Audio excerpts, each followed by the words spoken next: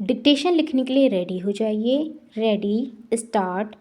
मानव गतिविधियों के कारण पिछले कुछ दशकों में पारिस्थितिकी संतुलन इस हद तक प्रभावित हुआ है कि अनेक प्रजातियों का अस्तित्व संकट में पड़ गया है। अनुमान है कि 10 लाख से अधिक प्रजातियों के विलुप्त होने का खतरा है। दुनिया के सकल घरेलू उत्पाद जीडीपी का आधे से ज़्यादा हिस्सा प्रकृति पर निर्भर है, लेकिन जैव विविधता का नुकसान वित्तीय स्थिरता और आजीविका के लिए एक बढ़ता हुआ खतरा बन गया है। मौजूदा वित्तीय प्रवाह सरकारों के लिए राष्ट्रीय जैव विविधता लक्ष्यों को पूरा करने के लिए अपर्याप्त है, खासकर निम्न से मध्यम आय वाले देशों में। हालांकि जैव विविधता संरक्षण में वार्षिक 143 अरब डॉलर का निवेश किया जाता है, लेकिन यह प्रतिवर्ष आवश्यक अनुमानित 824 अरब डॉलर से कम है। संयुक्त राष्ट्र महासचिव एंटोनियो गुतारेस ने प्रकृति और विकास के लिए दीर्घकालिक वित्त पोषण को बढ़ावा देने के लिए कम से कम 500 अरब डॉलर के प्रोत्साहन का आह्वान किया है।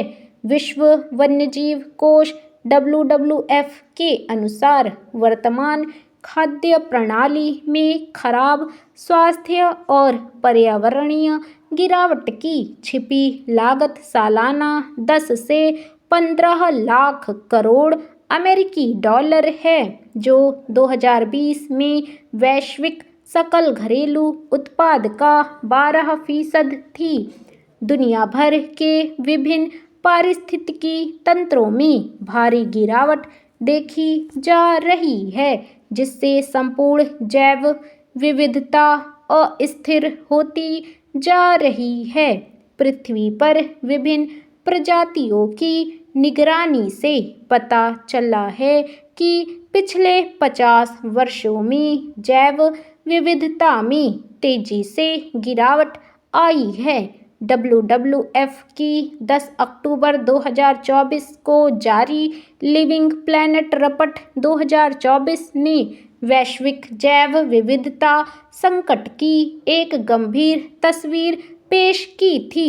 WWF द्वारा विकसित लिविंग प्लैनेट इंडेक्स LPI इस गिरावट को मापने का एक प्रभावी तरीका प्रदान करता है। रिपोर्ट के अनुसार 1970 के बाद से वैश्विक वन्यजीव आबादी में औसतन 73% गिरावट दर्ज की गई है।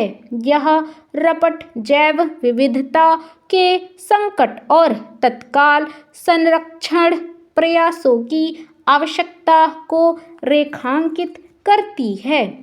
रिपोर्ट के अनुसार मीठे पानी की प्रजातियां सबसे ज़्यादा प्रभावित हुई हैं, जिनकी संख्या में 85% तक गिरावट आई है। इसके अलावा स्थलीय प्रजातियों में 69% और समुद्री प्रजातियों में 56% की गिरावट दर्ज की गई है। क्षेत्रीय स्तर पर देखा जाए तो लैटिन अमेरिका और कैरिबियाई क्षेत्र में जैव विविधता में 95% तक की कमी आई है, जबकि अफ्रीका में यह 76% दर्ज की गई।